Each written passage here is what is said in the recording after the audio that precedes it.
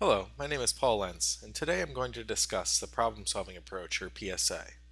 The PSA is useful when you want to communicate information in some way to a certain group, but you are not sure how to do it effectively.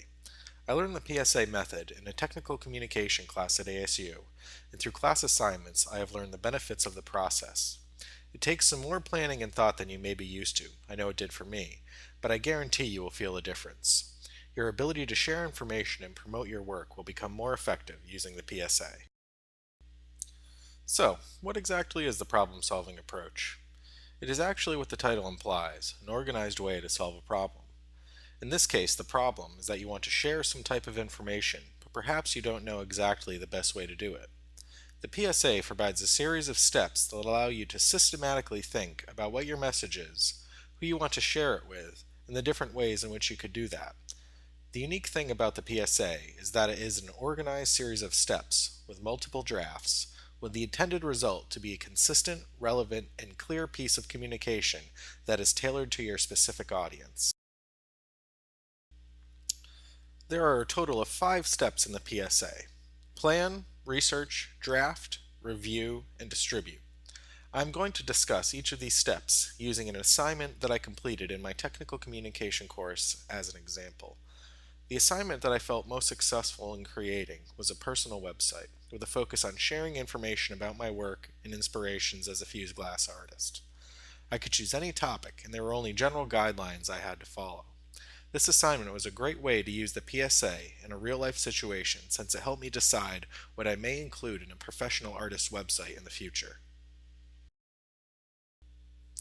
The first step in the PSA is to plan, which involves being certain about the purpose of your information or what you want to accomplish. As part of this, you will be doing brainstorming about what your message is and gathering a lot of information from various sources. While working on my website, I considered what aspect of my art would be interesting and informative to others, what I would want to keep private about my artistic process, what resources I have found useful, and what useful information I would want to share with others. I took a lot of notes on these thoughts and various resources related to my work. It is important to write things down and be thorough in this stage, since your thoughts will eventually become a first draft. And always remember the question: what are you trying to communicate? The second step is to conduct research. Depending on your topic, this may involve different things. For artistic communication, it may involve the use of related books, articles, and websites. You want to use resources that are pertinent to what you are communicating, but are also trustworthy and sound. Remember that once you use this information, you are also endorsing it. For me, research involved finding appropriate links and resources to share on my site that were useful. Visuals are also important in communication, and finding the right image can be a difficult but rewarding way to share information. For simplicity, on my site I chose to use images that were either my own art or general images from my resources, such as logos. The third step of the PSA is to create a draft of your information. Before you make your first draft, again confirm what the purpose of communication is. After you make one draft, work on revising it. You can always make as many drafts as you need during this time, with a goal of increasing the organization and clarity of your information. Try to create a logical flow of information that carries the reader or consumer through your ideas. On my website, I did this by creating different links, including general information on fused glass, information about myself and my thoughts on art, images of my art, and links to good resources that helped me learn the technique.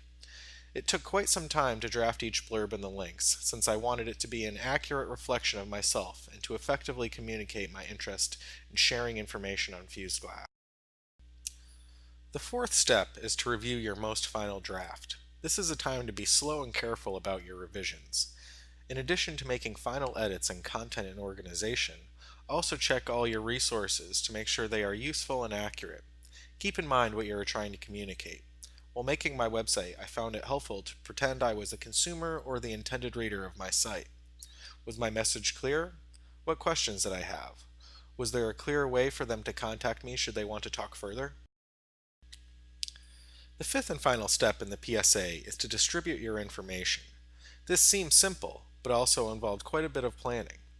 You need to think about what is the best way for your audience to consume your information. You don't want to put a message for young technologically advanced 20-somethings within a newspaper where they may never see it, right? For my website, my form of distribution was obviously digital.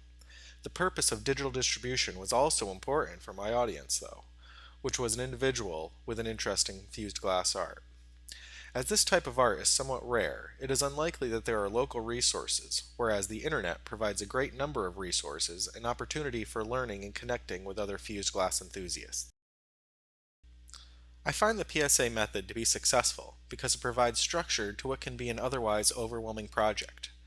By doing each step slowly and deliberately, I was able to feel clear about my message and the information I was sharing in the website. The result was a website that I thought accurately reflected my art and thoughts as an artist. Over the course of the semester, I have learned I am a very process-oriented person. Technical writing involves a different approach than other forms, like creative writing. When creating a technical body of work, the steps one takes are sometimes the most important part of the process. Throughout the course of the semester, I have learned this process suits me well.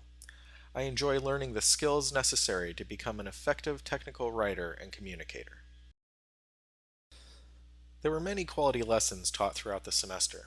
I feel one concept that may stick with me the most is to above all remain audience sensitive when writing. This is a powerful thought on my mind, as it touches on many different levels. As technical writers, our efforts are lost if we fail to maintain a high level of interest in our audience. Researching the target area will lead to a concise and meaningful presentation. When attempting to remain audience sensitive within your writing, you need to know your audience and cater to their needs. By creating an attractive and informative document, our message is better understood. Thank you for listening to my presentation on the PSA.